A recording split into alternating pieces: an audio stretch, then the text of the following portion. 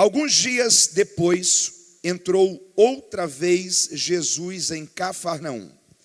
E logo souberam que ele estava em casa. Logo se ajuntaram tantos que nem ainda nos lugares junto à porta cabiam. E anunciava-lhes a palavra. Vieram ter com ele, conduzindo um paralítico, trazido por 4 homens. E não podendo aproximar-se dele por causa da multidão, descobriram o telhado onde estava e, fazendo um buraco, baixaram o leito, a cama em que estava o paralítico. Verso 5. Jesus, vendo a fé deles, disse ao paralítico: Filho, perdoados estão os teus pecados.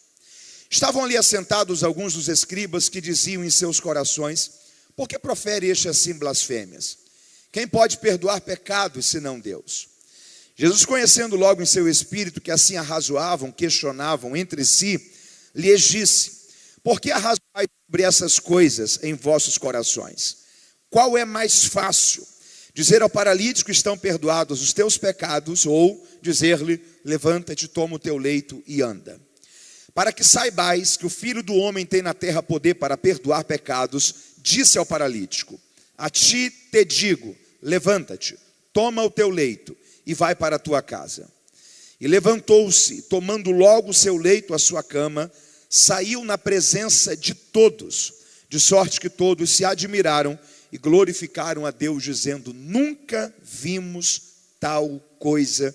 E se você leu comigo, diga amém. Comigo, diga tudo junto. Esse texto aqui, ele é de uma perspectiva muito interessante. Você sabe muito bem que Jesus, ele nasceu em Belém, cresceu em Nazaré, mas com 30 anos de idade, ele muda-se para Cafarnaum. Cafarnaum estava às margens do Mar da Galileia. Israel não é um país tão grande, é um país pequeno. Para você ter uma noção, todo o território de Israel é do tamanho do estado de Sergipe. Não é um país grande. Mas em uma época que você não tinha meios de transportes como o nosso, a logística era muito mais difícil. Para você ter uma noção, quem estava em Cafarnaum para chegar em Jerusalém, tinha 2 caminhos. O primeiro passava por Samaria, os judeus evitavam passar por Samaria. O segundo era o caminho do mar, passando por Jope. Por Samaria eram 7 dias de viagem a pé. Por Jope, a viagem quase que dobrava, ia para aproximadamente 12 dias de viagem a pé. Enquanto Jesus reside em Cafarnaum, o tempo dele é distribuído para todo Israel. As logísticas eram muito distantes. Então, quase sempre Jesus está em Jerusalém, em outras cidades da Galileia. São poucas as vezes que a Bíblia nos apresenta Jesus em Cafarnaum. Imagina a notícia de que Jesus está em Cafarnaum e está em casa. As pessoas pararam e disseram: nós vamos fazer um culto lá. E começou a vir gente. De repente a casa está cheia, a notícia continua a chegar a mais pessoas. Um paralítico ouve, tem 4 amigos que querem vê-lo curado. E eles decidem que vão levá-lo até Jesus, e vão. Mas quando chegam em frente à casa, a casa está completamente cheia. Alguém talvez olha para eles e diz: que pena, viu? Quem sabe vocês voltam amanhã, quem sabe Jesus fica em casa novamente amanhã, e vocês podem trazer um amigo de vocês para que Jesus possa curá-lo. Sabe qual era a decisão mais fácil de se fazer aqui? Desistir. Primeira coisa que eu preciso dizer a você esta noite: desistir não é uma opção que você tem. Você precisa entender isso. Desistir não é uma opção que você tem. Você tem muitas. Você tem a opção de se recompor, de buscar forças em Deus, de buscar em Deus uma nova estratégia, de pedir a Deus uma ideia, mas desistir não é uma opção que você tem. Você está entendendo isso? Segunda coisa que nós temos aqui que entender nesse texto: todas as vezes que você não desistir, Deus tem uma ideia para você. Todas as vezes que você não desistir, Deus tem um caminho para te mostrar que você ainda não enxergou. Todas as vezes que você não existir, Deus tem uma estratégia para revelar a você, que você ainda não percebeu. Guarde uma coisa esta noite: uma ideia só que Deus te der é suficiente. Uma ideia só que Deus te der mostra para você um novo caminho. mostra para você um novo horizonte, te faz enxergar a vida por uma nova perspectiva. Existem ideias que elas estão guardadas em Deus. Existem estratégias que você pode ter o intelecto que for, a formação que for, pode ter a influência, o network que for, você não consegue enxergar daquele ângulo, você não consegue observar aquilo, você não consegue entender aquela lacuna, aquela oportunidade, aquele modo único e exclusivo de se fazer aquilo daquele jeito. Tem ideias que é Deus que revela, tem caminhos que é Deus que compartilha, tem estratégias que estão apenas em Deus e apenas Ele compartilha e pode revelar. Eu estou crendo em uma palavra de Deus para a sua vida essa noite. Se você não desistir, Deus vai te dar uma ideia. Se você não desistir, Deus vai te mostrar um caminho. Se você não desistir, Deus vai te confiar uma estratégia e tudo vai fazer sentido através da ideia que Deus vai dar a você. Você pode dizer glórias a Deus por isso? Olha a ideia que Deus deu para esses homens. Pela porta não tem como passar. Vamos por cima, porque a gente quer chegar até Jesus. Vamos destelhar a telha, o teto. Vamos fazer esse homem chegar até Jesus. Mas desistir, nós não vamos. Como que foi que esses homens subiram? Não sei. Foram por uma escada. A gente está falando de um outro nível. A gente está falando de um doente que está numa cama. A cama só funciona na horizontal. Será que alguém colocou no ombro, depois alguém levou a cama? Não sei. Mas alguém conseguiu chegar com esse moço até lá em cima. Destelharam o telhado. O culto está acontecendo, do nada uma poeira começa a descer. Uns raios de luz começam a entrar dentro da casa. E eles começam a descer um homem amarrado numa corda dentro de uma cama. Esse homem chegou até Jesus. Esse homem queria uma cura, queria uma... O que ele esperava? Que Jesus ia olhar para ele e ia falar o seguinte: ó, você está curado. Que seja restabelecidas as forças das suas pernas. Que a sua musculatura, a sua capacidade cerebral de possibilitar o movimento do seu corpo seja restabelecido. Ele esperava algo desse nível. Jesus olha para ele e fala assim: filho, perdoados estão os teus pecados. Deixa eu falar uma coisa aqui para você. Nem sempre Deus vai começar fazendo o que você quer. Porque nem sempre o que você quer é o que de fato você precisa. O compromisso de Deus nem sempre está com os nossos gostos, está com os propósitos dele. O que Jesus está dizendo é o seguinte: eu vou curá-lo da sua paralisia, mas se daqui a alguns anos você morrer paralítico, na eternidade não vai fazer muita diferença se você foi paralítico ou não. O que vai trazer impacto na eternidade é se você foi um homem perdoado ou não. Então, antes de curar você da sua paralisia, deixa eu resolver um problema da sua alma. Filho, perdoados estão todos os teus pecados. Na eternidade você estará junto comigo para sempre. Uma coisa é o que você quer, outra coisa é o que você precisa. O que você quer tem a ver com as necessidades que você enxerga hoje. O que você precisa tem a ver com aquilo que Deus já enxergou sobre o seu amanhã. O que Deus tem para nós, na grande maioria das vezes, vai muito além daquilo que nós estamos enxergando como necessidade hoje. Deus está à sua frente, Ele conhece o teu futuro e Ele tem para você aquilo que você precisa. Você pode dizer glórias a Deus por isso? Milagres são passageiros. Milagres são? Jesus ressuscitou Lázaro, sim ou não? Já encontrou ele andando aqui nas ruas de São José? Sabe por quê? Porque um dia ele morreu de novo. Jesus ressuscitou a filha de Jairo, filho da viúva de Naim. Um dia eles morreram de novo. Milagre é o basta para uma dor. Milagre é o alívio para um sofrimento. Mas milagres são passageiros. Essa vida aqui na terra, por mais que se viva muito, por mais que se chegue a 90, 80, 100 anos, um dia ela tem um fim.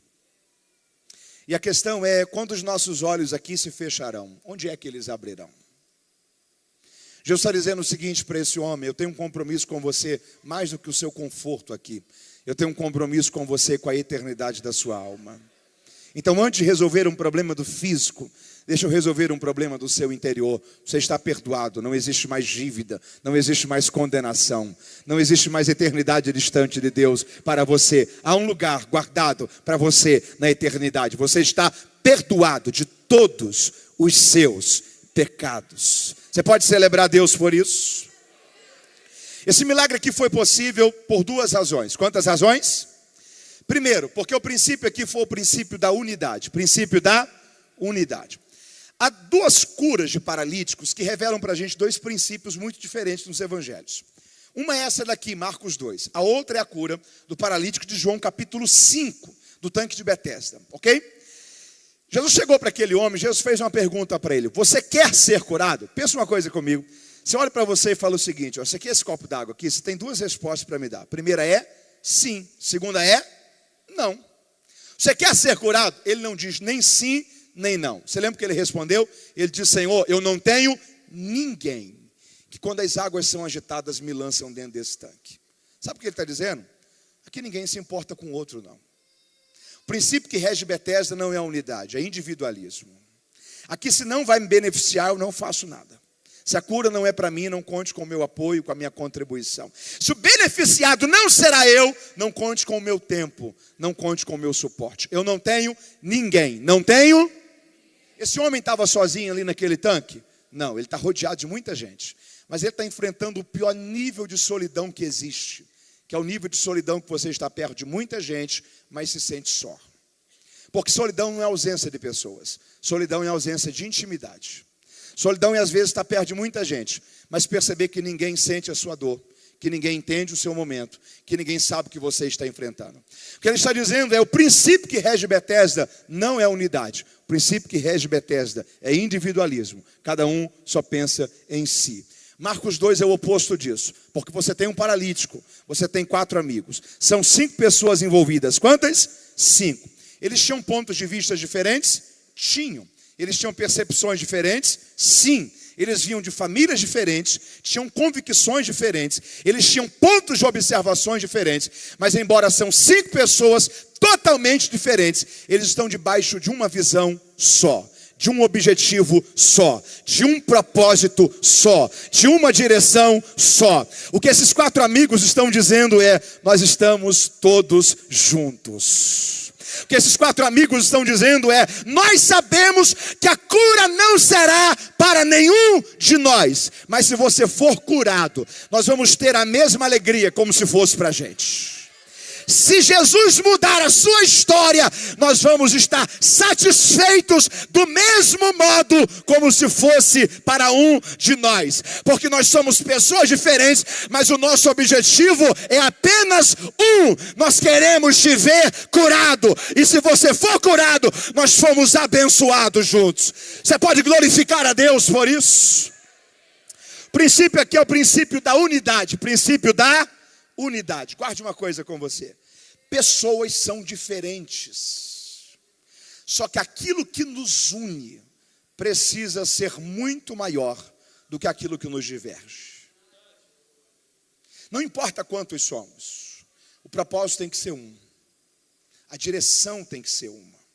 Isso aqui vale para todos os segmentos. Isso aqui vale para a igreja, vale para projetos, vale para a família, vale para a empresa. Se você está em uma organização, seja familiar, empresarial, corporativa, eclesiástica, qual for, que as pessoas não sabem ceder, que as pessoas não sabem trabalhar em torno de um só propósito, que o esposo quer uma coisa, a esposa quer outra, um filho quer uma coisa, uma filha quer outra, e as pessoas não sabem convergir em uma só direção, unirem força em um só propósito, você atrasa aquilo que pode acontecer.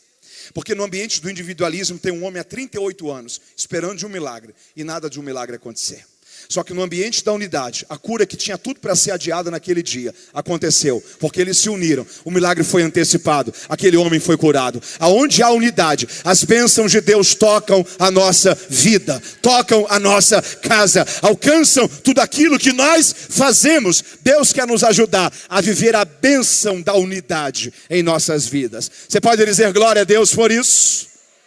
Em primeiro lugar, esse milagre só foi possível porque o princípio aqui é o princípio da unidade.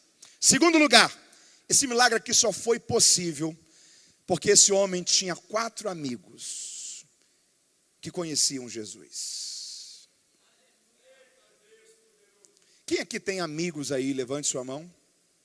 Deixa eu fazer uma pergunta a você: as suas amizades têm levado você para perto de Jesus ou têm distanciado você dele? As pessoas que você convive, elas empurram você para perto de Jesus ou elas estão te distanciando dele? O nome disso é espelho social. Você pode repetir comigo? Diga: espelho social. É aquela máxima de que nós sempre seremos afetados pelas 5 pessoas mais próximas. Isso cria cultura, ok? A Bíblia fala sobre isso. Você lembra das filhas de Ló? Aquelas meninas eram sobrinhas de Abraão. Elas embebedaram o pai, deitaram-se com o pai, engravidaram-se do próprio pai. Se você chegasse para Ló e perguntasse onde foi que essas meninas aprenderam a ser tão ímpias, vocês são da família de um homem que é amigo de Deus, Ló ia dizer: infelizmente, elas ficaram tempo demais dentro de Sodoma. Elas absorveram a cultura. Você lembra de Isaías? Ai de mim que vou perecendo, porque sou um homem de lábios impuros. Mas espera aí, Isaías, por que você é um homem de lábios impuros? Porque eu habito no meio de um povo de impuros lábios. Ele está dizendo: eu me tornei produto do meio. Eu me tornei parecido com o tipo de gente que eu ando junto. Porque isso é espelho social. Você sempre vai ser influenciado pelo tipo de pessoa que você anda perto. Deixa eu falar uma coisa para você essa noite. Não ande com gente que não se parece com o futuro que você quer viver. Levante uma de suas mãos aí e diga comigo: Senhor, me apresente quem são os seus amigos, porque eu não quero ser amigo de quem não é amigo do Senhor. Você precisa ter amigos que vão te levar para perto de Jesus. Você precisa ter amigos que vão te aproximar daquilo que é o propósito de Deus para a sua vida. Você precisa ter amigos que vão inspirar você a crescer. Porque se você anda com gente incrédula, daqui a pouco você está duvidando também. Se você anda com gente pessimista, daqui a pouco você está desacreditando também. Se você anda com gente que pecado para ele é algo normal, daqui a pouco você está relativizando santidade também. Mas se você anda com gente visionária, daqui a pouco você está querendo crescer também. Se você anda com gente cheia de Deus, daqui a pouco você está amando mais a Jesus também. Deus vai te ajudar a andar com gente que vai te levar para mais perto de Deus. Você pode dizer glórias a Deus aí por isso. Esse milagre aqui só foi possível porque esse homem talvez não tinha muitos amigos, só que os 4 principais amigos dele é gente que conhecia Jesus, é gente que levou ele para perto de Jesus. Levante sua mão e diga assim: Senhor, me aproxima de gente que vai me aproximar do Senhor. Você entendeu isso? Diga glória a Deus. Jesus olhou para o homem e disse o quê? Perdoados estão os teus? Perdoados estão os teus? Tinha um grupo do lado, escribas e fariseus. Se alguém te chama hoje um fariseu, você fica feliz ou muito irritado? Fica irritado. Na época de Jesus era um elogio, sabia? Lembra do período interbíblico, 400 anos, que você não teve profetas em Israel, que a voz de Deus calou no meio do povo? Naquele período ali, a estrutura grega e helênica tomou o mundo. Alexandre o Grande, o império persa, medo-persa caiu, os gregos tomaram e os romanos tomaram o território do império mundial. Só que no período dos gregos, a cultura helênica influenciou todo mundo, a intelectualidade que fez morrer a espiritualidade naquele segmento. Os fariseus começaram como um grupo de judeus que em uma época de apagão e apostasia, abandono da fé, voltaram-se para as escrituras. Era um grupo de avivamento pessoal. Era um grupo de busca, de fome por Deus. Só que o grupo que havia acendido em Israel a fome pelo conhecimento da paixão por Deus, poucos séculos depois está diante do Filho de Deus em carne. E está olhando para ele dizendo: quem ele pensa que é para perdoar pecados? Deus está olhando para ele e está dizendo assim: deixa eu fazer uma pergunta para vocês. Qual é mais fácil? Qual é mais? Perdoar os pecados de um homem ou curá-lo da sua paralisia? Eles param e eles começam a ver qual é a resposta mais fácil. Porque um perdão de pecados não exige um sinal visível, uma paralisia sim, para voltar ao normal. Só que do mesmo modo que só Deus pode fazer uma paralisia ser normalizada, somente Deus também pode perdoar os pecados de alguém. Enquanto eles estão buscando entender qual é mais fácil ou qual é mais difícil, Jesus olhou para o homem e disse assim: levanta-te, toma o teu leito e volta para a tua casa. Antes dele saber identificar qual era mais fácil ou mais difícil, Jesus já havia feito tanto um quanto o outro. já havia tanto perdoado os pecados, como curado a paralisia. Deixa eu crer aqui numa palavra de Deus sobre a sua vida. Talvez essa noite, quando você olha para os problemas que você tem enfrentado, você organiza eles em categoria, e você pensa, isso daqui é mais fácil, isso daqui é mais difícil, isso daqui eu sei como resolver, isso daqui só um milagre para solucionar. Deus vai agir em áreas da sua vida, e tanto que parece ser mais fácil, como também o que parece ser mais difícil, será resolvido e solucionado por Deus, para a glória do Senhor sobre a sua vida. Você pode celebrar a Deus aí por isso. Esse homem foi curado. Você pode dizer glória a Deus? Eu entro aqui na parte final da mensagem. O verso 5, ele tem uma expressão muito curiosa. Jesus vendo a fé deles. Jesus vendo a fé disse a quem? Ao paralítico. Ele fala com quem? Com o paralítico. Mas vendo a fé de quem? Deles. Primeira coisa que eu preciso que você entenda aqui. Tem coisas que Deus faz por nós, mas não por causa de nós. Tem coisas que Deus faz por você, mas não por causa de você. Tem coisas que Deus faz por você por causa de alguém que carregou por muito tempo a sua cama. Tem coisas que Deus está fazendo por você por causa de um pai que orou, por causa de uma mãe que orou, por causa de alguém que olhou para você e disse, essa guerra não é só sua não, é minha também. Por causa de alguém que orava enquanto você dormia, alguém que jejuava enquanto você comia, alguém que entrou na guerra enquanto você nem percebia que ela estava sendo travada. Jesus está dizendo, hoje estou fazendo por você, mas por causa deles. Quem aqui tem fé? Levante sua mão aí. Se eu perguntasse a você, você tem fé? A sua resposta é sim. Se eu perguntasse a você, em que você tem aplicado a sua fé? A grande maioria de nós ia dizer o seguinte, eu tenho fé que eu vou resolver um problema. Eu tenho fé que eu vou conseguir fazer mais uma faculdade. Eu tenho fé que eu vou conseguir expandir um projeto empresarial. Eu tenho fé que eu vou conseguir receber a cura de uma enfermidade. Eu tenho fé que eu vou conseguir formar os meus filhos. Eu tenho fé que eu vou resolver um problema que eu estou lidando. Em 90% das vezes, a gente aplica a fé para a gente. Em 90% das vezes, a gente aplica a fé para um resultado que vai beneficiar a nós. Jesus vendo a fé deles, vendo a fé que chamou a atenção de Jesus, a fé que Jesus viu, foi a fé de alguém que foi estabelecida não para um milagre pessoal, mas para um milagre de outra pessoa. Em 90% dos casos a nossa fé é egoísta. Eu tenho fé que eu tenho fé para mim, eu tenho fé que eu vou conseguir. A fé que chamou a atenção de Jesus foi a fé de gente que olhou e disse, eu tenho fé, mas quem vai ser abençoado é ele.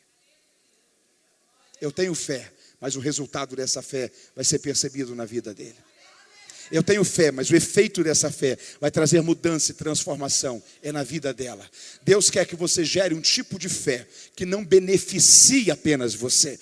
Deus quer que você gere um tipo de fé que vai tocar pessoas, que vai abençoar famílias, que vai abençoar e mudar a realidade de outras pessoas, que às vezes não moram próximo a você, não são familiares seus, você não vai receber nada em troca. Deus quer usar a fé que Ele te deu, para que através dessa fé, a vida de outras pessoas seja tocada pelo poder de Deus. Você está entendendo isso? A fé que chamou a atenção de Jesus foi uma fé empregada não para si próprio, mas uma fé empregada para outro. Em primeiro lugar, a gente precisa entender que tem coisas que Deus faz por nós, mas não por causa de nós. Segundo lugar, se Deus faz por mim, mas não por causa de mim, isso significa que eu tenho uma dívida de gratidão. Uma dívida com todo dia, com todo mundo que um dia ajudou a carregar a minha cama. Você pode dizer isso para alguém perto de você aí? Dá um sorriso para essa pessoa, diga assim, você tem uma dívida de gratidão com todo mundo que um dia carregou sua cama.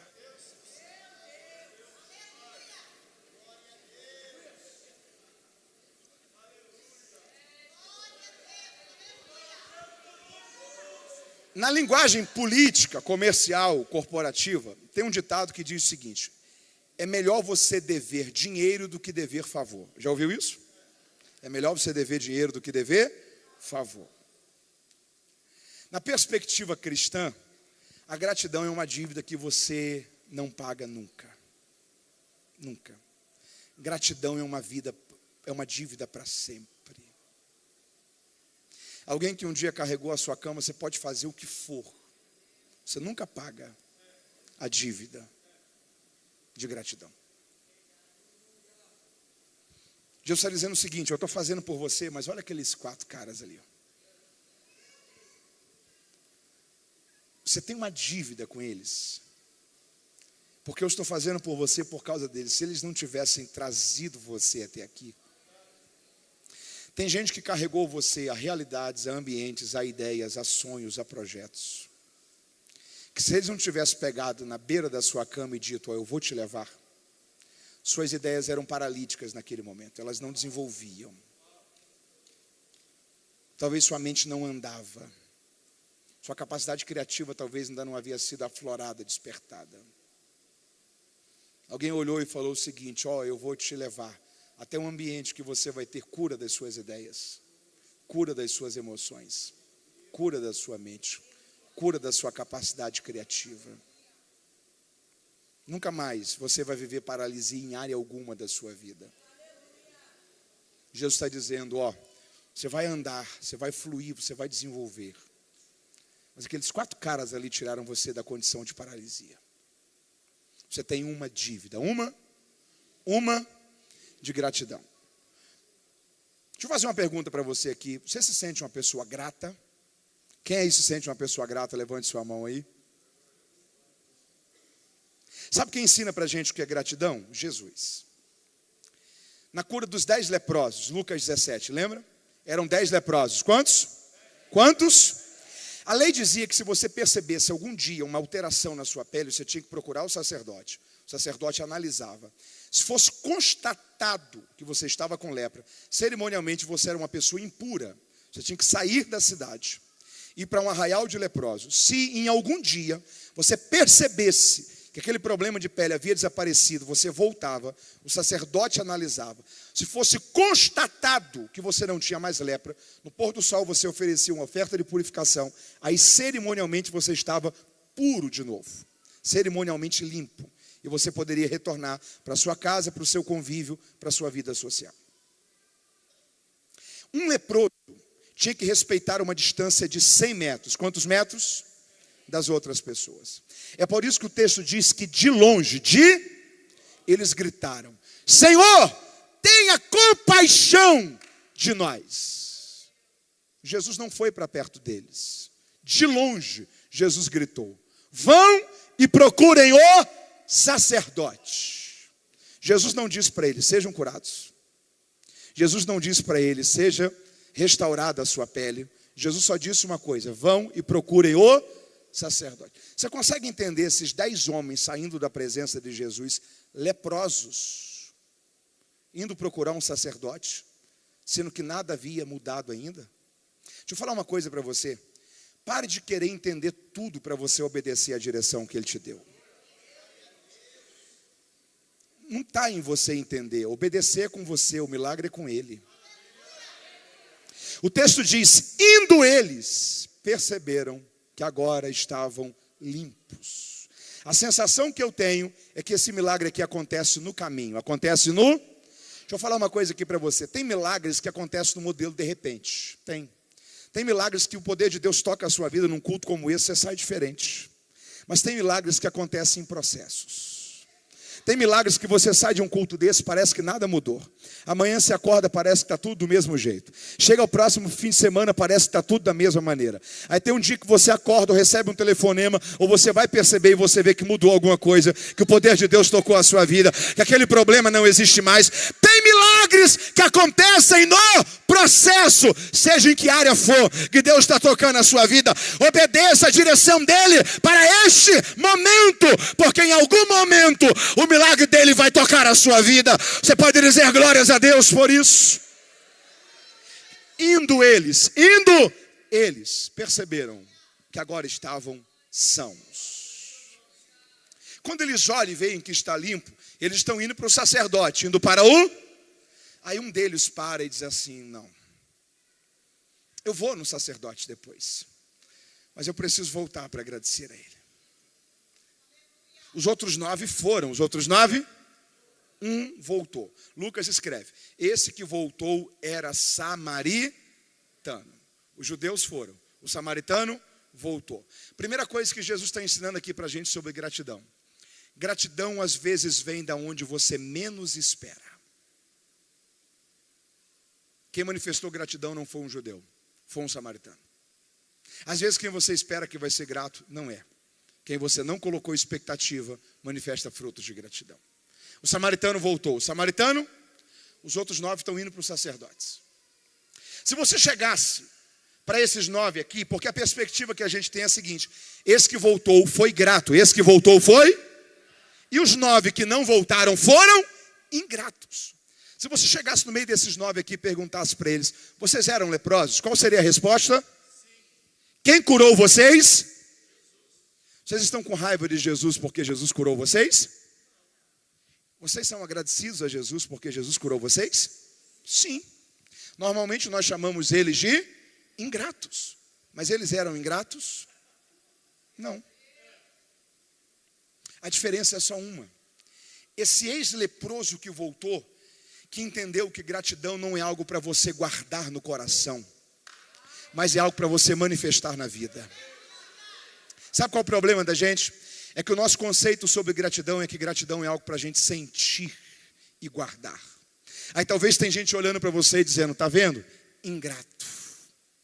Tá vendo? Ingrata. Na hora que mais precisou, eu ajudei. Na hora que todo mundo virou as costas, eu abracei. Na hora que faltou pão na mesa dele, eu reparti o pão que tinha na minha mesa. E às vezes, não é que você é uma pessoa ingrata. Às vezes é que o nosso entendimento é que gratidão é algo para a gente sentir e não para a gente manifestar. Jesus está dizendo, ó, eu estou fazendo por você, por causa deles. Nunca mais se esqueça, há uma dívida de gratidão para com eles. Deus quer nos ajudar a ser pessoas que vão manifestar gratidão. Gratidão tem que ganhar forma. Gratidão tem que virar muito obrigado. Gratidão tem que virar telefonema.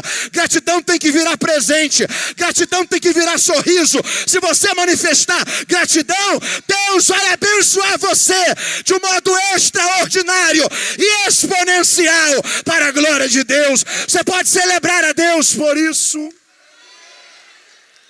Você lembra quando Jesus multiplicou pães e peixes? Jesus pegou os 5 pães e 2 peixes, ergueu aos céus e ele disse, Pai, graças eu te dou. Jesus tinha poder para multiplicar aqueles pães e peixes sem aquela oração? Sim. Mas por que Jesus faz? Para ensinar uma coisa para a gente.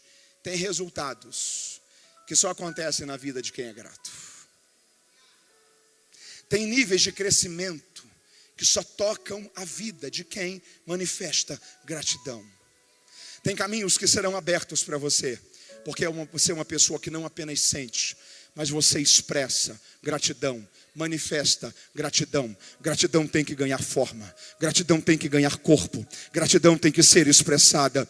O Senhor está dizendo ao nosso coração, a pessoas que um dia ajudaram a carregar a sua cama, mande hoje uma mensagem para eles, manda um telefonema, talvez pode não ser nenhuma data especial, mas diga, eu estou mandando uma mensagem, só para dizer muito obrigado, viu? Eu sou muito grato a Deus, por tudo que você fez, pela palavra que você deu, pelo abraço que você deu, pelo conselho que você deu. Um dia você ajudou a carregar a minha cama, e eu quero celebrar a Deus pela sua vida.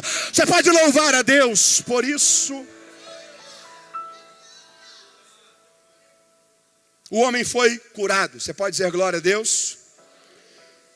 Aonde é que estão os 4 amigos? No telhado. No final da história, eles pegam a corda, jogam lá embaixo. O ex-paralítico amarra a corda nele e puxa ele pelo telhado para ele ir para casa. Não foi isso que aconteceu? Não. Ele não saiu pelo buraco do telhado? Ele saiu por onde? Mas ele não havia tentado passar por aquela porta minutos antes? O que foi que disseram para ele? Não dá. Deixa eu falar uma coisa aqui para você, eu estou encerrando a mensagem aqui. Se você desistir por causa da opinião de pessoas, essas pessoas nunca recompensarão a você o prejuízo do que você deixou de viver por causa da opinião delas. Você está entendendo por que você não pode desistir? Esses dias eu vi uma entrevista, Michael Jordan, quando ele era da escola, do ambiente estudantil, uma cultura da NBA e do basquete nos Estados Unidos, ele fazia parte de um grupo que jogava basquete como educação física da nossa grade curricular normal, por exemplo. E o professor de basquete olhou para ele e falou assim, você não dá jeito para isso. Ele se tornou um dos maiores jogadores de basquete do mundo, porque ele não desistiu por causa da opinião de pessoas. Se esse homem aqui tivesse acreditado o que disseram para ele, talvez nunca mais ele teria se encontrado com Jesus. Você não pode desistir ou parar por causa da opinião de pessoas. Tem uma frase que eu gosto muito que diz que não há arrependimento na excelência. Você pode repetir isso comigo? Diga, não há arrependimento na excelência. Se você foi excelente, não há do que se arrepender. Se você deu o seu melhor, não há do que se queixar. Se você fez o que tinha que ser feito, não há do que reclamar. Eu estou encerrando essa palavra dizendo a você, desistir não é uma opção que você tem. Você vai chegar até Jesus. Ele vai mudar a história da sua vida. Você recebe esta palavra? Fique em pé comigo em nome de Jesus.